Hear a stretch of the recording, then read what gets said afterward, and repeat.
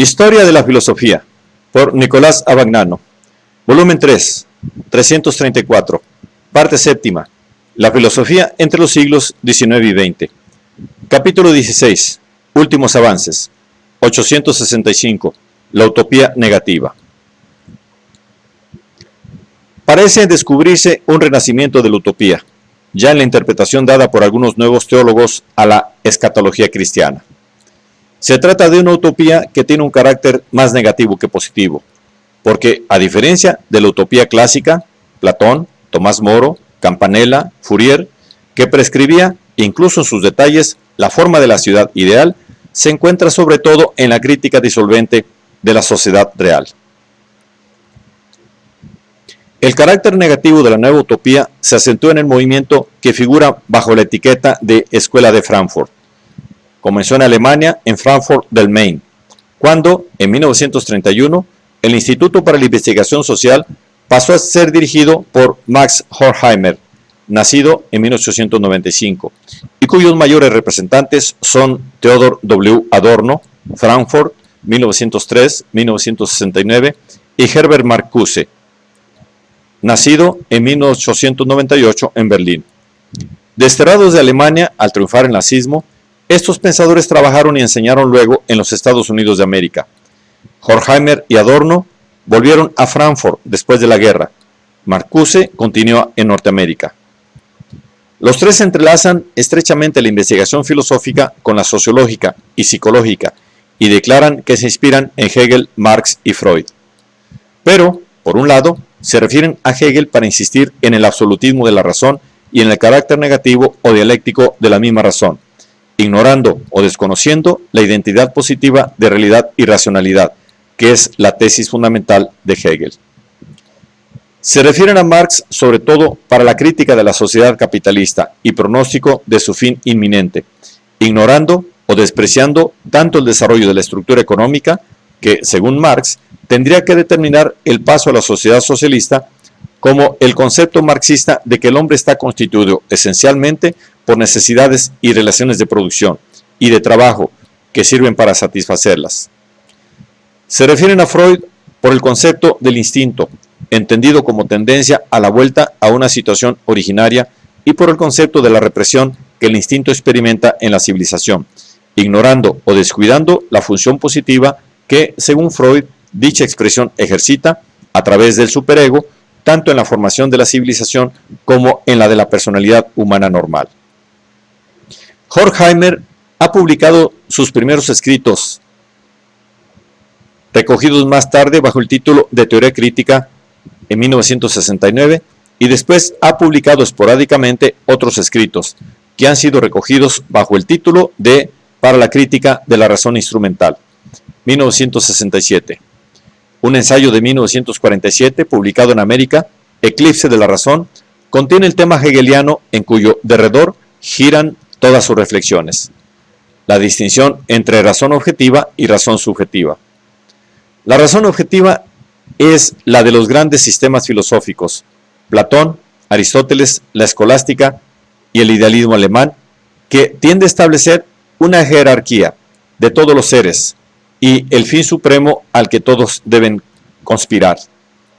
La razón subjetiva es la que se niega a establecer tal jerarquía y a reconocer un fin último, o en general a valorar los fines, limitándose únicamente a determinar la eficiencia de los medios con respecto al fin, cualquiera que éste sea.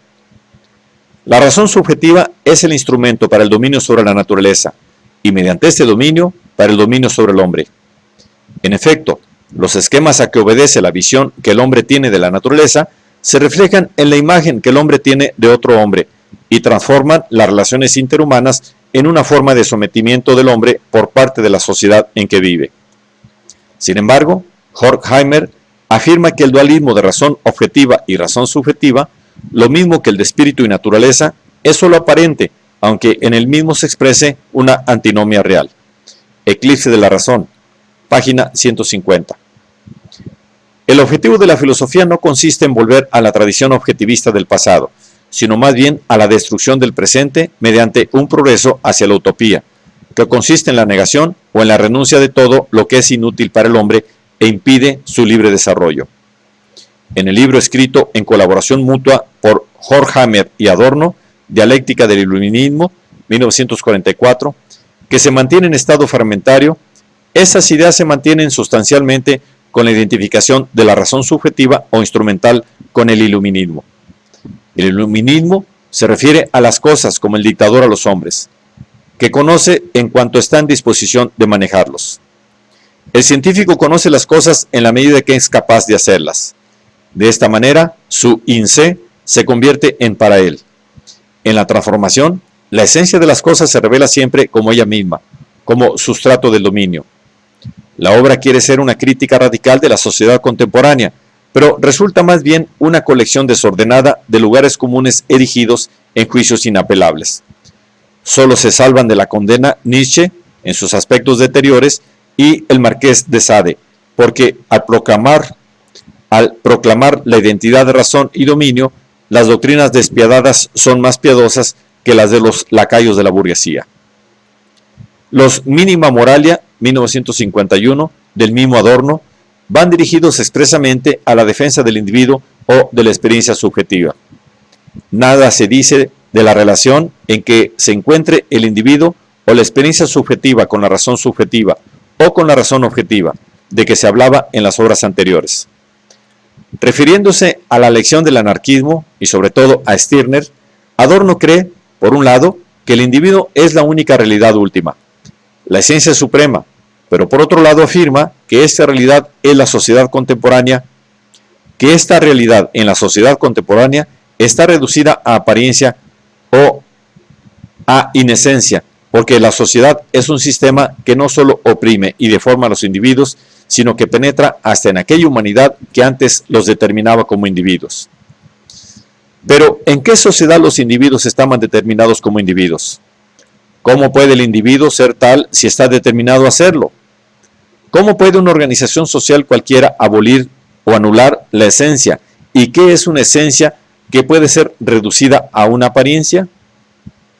Son interrogantes que no tienen respuesta en la obra de Adorno, que parece jugar con las palabras sin darse cuenta de su significado, para moverse entre la nostalgia de un pasado que no sabe cuál es y la esperanza de un futuro del que no sabe decir nada. El primer escrito de Marcuse es un ensayo titulado Contribución a la fenomenología del materialismo histórico, 1928, que es, como lo dice su título, un intento de conciliación entre la fenomenología de Husserl y el marxismo. Esta tentativa responde a la exigencia a la cual obedecieron entre los años 30 y 40 del presente siglo otros pensadores marxistas como Gramsci y Lukács, de sustraer al marxismo de la interpretación engelsiana positivista que él mismo había encontrado en el materialismo dialéctico, es decir, en la doctrina oficial de los países comunistas. Por su oscuridad y confusión de conceptos, dicho escrito no abría muchos horizontes. Pero muchos años después, 1964, volviendo sobre la misma materia, Marcuse ha pronunciado un juicio mucho más concluyente sobre la fenomenología.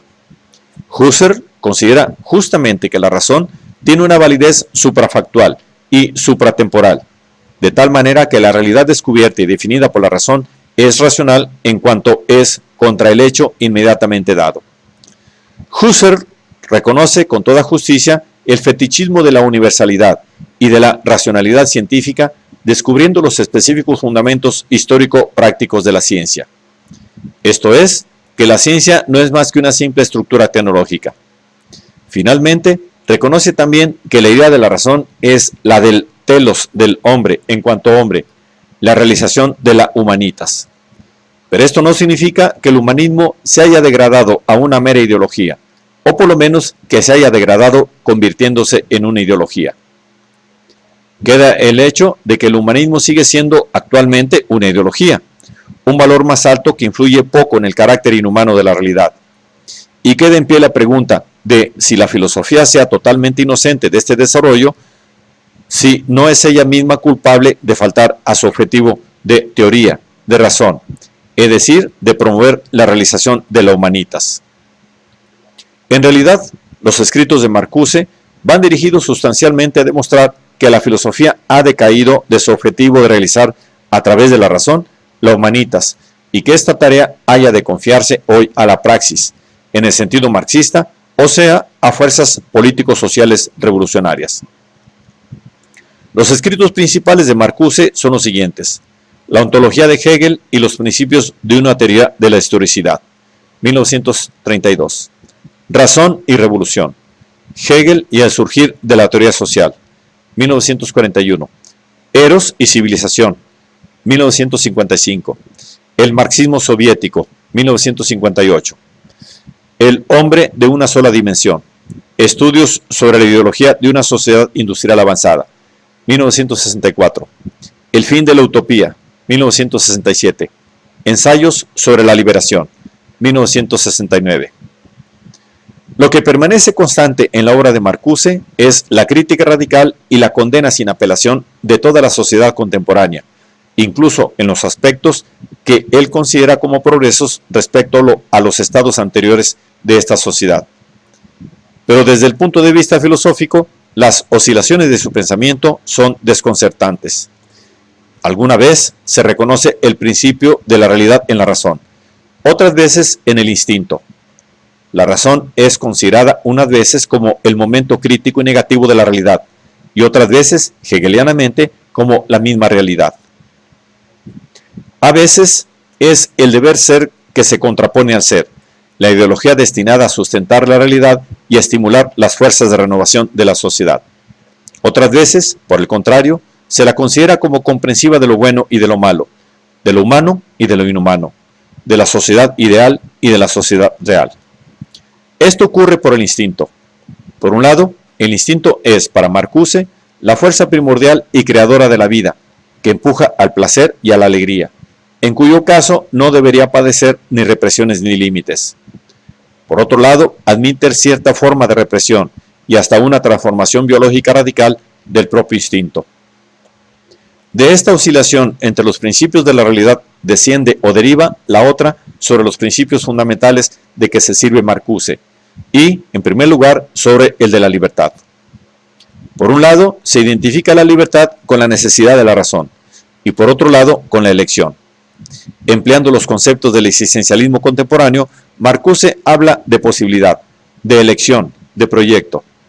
Pero por otro lado, admite un determinismo necesitante que ejercería la sociedad como un todo sobre los individuos y que anularía la individualidad y la humanidad de los mismos, y por tanto toda su capacidad de elección o de planteamiento autónomo. Razón y revolución, que es sustancialmente una defensa de la doctrina de Hegel contra la acusación de haber servido de fundamento para las teorías absolutistas del Estado y sobre todo para el nazismo, termina por rebatir esta acusación. Hegel no es el culpable de servilismo, sino de traición con respecto a sus más altas ideas filosóficas. Su doctrina política comporta la rendición de la sociedad a la naturaleza, de la libertad a la necesidad, de la razón al arbitrio. En la misma obra, la doctrina de Marx se interpreta en el sentido de que la abolición del proletariado comporta la abolición del trabajo como tal, y que por ello la idea marxista de una sociedad racional implica un orden en que constituye el principio de la organización social no ya la universalidad del trabajo, sino la realización universal de todas las facultades potenciales del individuo. En cambio, en Eros y civilización, Marcuse afirma que la correlación freudiana, represión del instinto, trabajo socialmente útil, civilización, puede ser transformada sin resultar absurda en la correlación liberación del instinto, trabajo socialmente útil, civilización. De esta forma, parecería que la liberación del hombre no implicase la abolición del trabajo. El gran rechazo, término tomado del manifiesto del surrealismo de 1924 de André Breton, consistiría en la protesta contra la represión superflua, en la lucha por la forma definitiva de libertad, vivir sin angustia. Toda la obra va encaminada a mostrar que la autosublimación de la sexualidad destruye el primado de la función genital, transforma todo el cuerpo en un órgano erótico y el trabajo en juego, disfrute o espectáculo. Con el advenimiento del eros puro quedaría destruido el orden represivo de la sexualidad procreadora. Pero ¿no se destruiría también la capacidad humana de reproducirse? En El hombre de una sola dimensión, obra en la que vuelven a aparecer todos los motivos de crítica de la sociedad tecnológica y de la ciencia diseminados por las obras anteriores de Marcuse y de Adorno, el hombre de una sola dimensión, es decir, alienado en la sociedad tecnológica, es aquel para el cual la razón se identifica con la realidad y que por ello mismo ya no distingue la separación entre lo que es y lo que debe ser. De manera que para él, fuera del sistema en que vive, no hay otros modos posibles de existir. Para el hombre de una dimensión, la razón es incapaz de trascender la realidad en acto y proyectar nuevas formas de vida social e histórica. El resultado es la progresiva esclavitud del hombre mediante un aparato productor que perpetúa la lucha por la existencia y la generaliza en una lucha total e internacional que arruina las vidas de los que construyen o hacen uso de dicho aparato. Frente a esta situación, la finalidad de la filosofía es devolver a la razón su libertad de proyectar y de ejercitar una función ideológica y por tanto terapéutica con la elaboración de un proyecto trascendente, es decir, un proyecto de la existencia humana en el mundo sobre bases radicalmente distintas de las actuales. Ante todo, este proyecto tendría que estar de acuerdo con las posibilidades reales que se abren a un determinado nivel de la cultura material e intelectual. En segundo lugar, debería demostrar su más alta racionalidad en un triple sentido, ofreciendo la perspectiva de conservar y mejorar los resultados productivos ya obtenidos de la civilización, definiendo la civilización actual en sus tendencias fundamentales y en sus estructuras, y, en fin, ofreciendo una oportunidad mayor para la pacificación de la existencia en el marco de instituciones que brindan mayores oportunidades para un libre desarrollo de las necesidades y de las facultades humanas. Según Marcuse, un proyecto de esta índole debe utilizar las posibilidades reales, inherentes a la civilización instrumental o tecnológica, pero al mismo tiempo debe también trascenderlas mediante la forma transformadora de la razón. La razón, añade Marcuse, puede desempeñar esta función solo como racionalidad post-tecnológica, en la cual la técnica es ella misma la instrumentalidad de la pacificación, el órgano del arte de la vida. La función de la razón converge entonces con la función del arte. Con todo lo cual, la teoría crítica de la sociedad sigue siendo negativa, porque no posee conceptos que puedan superar el abismo entre el presente y el futuro, porque no hace ninguna promesa ni muestra ningún éxito. Pero de esta manera pretende permanecer fiel a los que sin esperanza han dado y dan su vida al gran rechazo. La conclusión de la obra es, por tanto, negativa. Marcuse no dice cuáles sean las posibilidades reales que la sociedad actual presenta para un futuro mejor, pero sobre todo no dice de qué modo tales posibilidades inherentes a la realidad en acto, formando cuerpo con ella y determinadas sustancialmente por ella, puedan trascenderla de alguna manera. Y si pueden trascenderla, tampoco dice cómo se puedan utilizar y desarrollar negando en su totalidad el sistema en el que se insertan. En ensayos posteriores, Marcuse ha acentuado el carácter político de su filosofía, señalando en las clases desheredadas las fuerzas que pueden promover la renovación de la sociedad y su orientación hacia la realización del proyecto trascendental. Continúa insistiendo en el carácter abstracto o negativo de su utopía.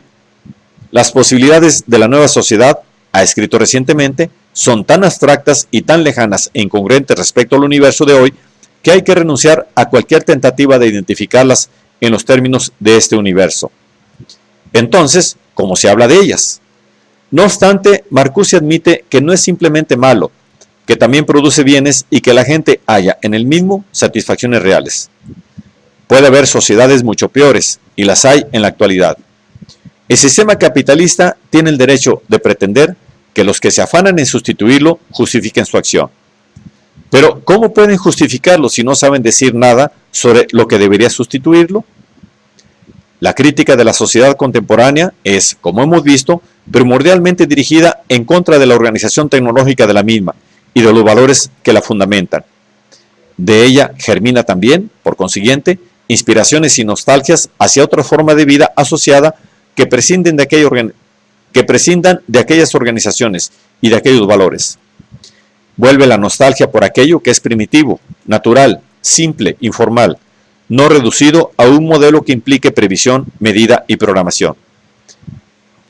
Y esta nostalgia se presenta a veces bajo la bandera de la contracultura, o sea, una nueva forma de vivir en la que no se encuentra a faltar la ciencia y la técnica, y da libre curso a la fantasía y al sentimiento. Se cree, o al menos se imagina, que esta sea la forma de vivir de los primitivos, y hacia su mundo se han orientado las simpatías de muchos críticos de la civilización occidental. Otro polo de atracción de estas simpatías es el mundo oriental, con sus religiones que afirman la sustancial identidad del hombre con el principio de la realidad universal. Se ha visto cómo algunos de los nuevos teólogos buscan, desde este punto de vista, un acercamiento entre el cristianismo, el budismo y el brahmanismo, que afirman y reconocen aquella identidad. De manera que, de un lado, las civilizaciones orientales buscan organizarse tecnológicamente para sobrevivir, y del otro, en las civilizaciones occidentales tecnológicamente adelantadas, nacen, aunque sea como fenómenos secundarios de rechazo, tendencias ideológicas que solamente quisieran ver en el hombre una manifestación provisional del todo o la nada. El marxismo ha dejado de ser la base principal de la que parten todas las críticas de la sociedad contemporánea.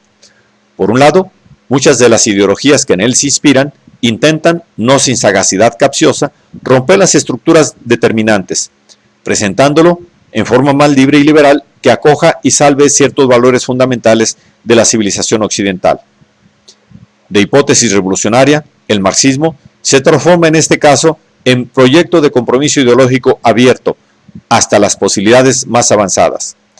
No obstante, por otro lado, el propio marxismo se convierte en objeto de críticas radicales y es señalado como excusa de violencia y prepotencia tiránica. Y es significativo que tal crítica esté dirigida por algunos de aquellos mismos que lo habían convertido en su propia fe o habían vivido experiencias inspirándose en el mismo. En Francia, el grupo de los por ellos mismos llamados nuevos filósofos, casi todos procedentes de la tentativa revolucionaria del mayo del 68, ha visto en el fracaso de esta tentativa la prueba decisiva del carácter dictatorial del marxismo. Por otra parte, André Glucksmann considera dictatorial y teológica la propia fórmula de cada movimiento revolucionario. Si se tiene razón en rebelarse, o haz lo que quieras. Porque pone una desigualdad inalcanzable entre quien lo declara, entre quien la declara y quien debe aceptarla, y porque intenta hacer del individuo que la impone un Dios que manda sobre todo y sobre todos. En cualquiera de las formas que el marxismo ha contraído, tanto en la teoría como en la realidad política, los nuevos filósofos descubren la barbarie de la faz humana. Es este el título de un libro, 1977, de Bernard Henry Levy, que ilustra el rechazo de toda ideología revolucionaria, considerándola como el peor aspecto de la opresión política.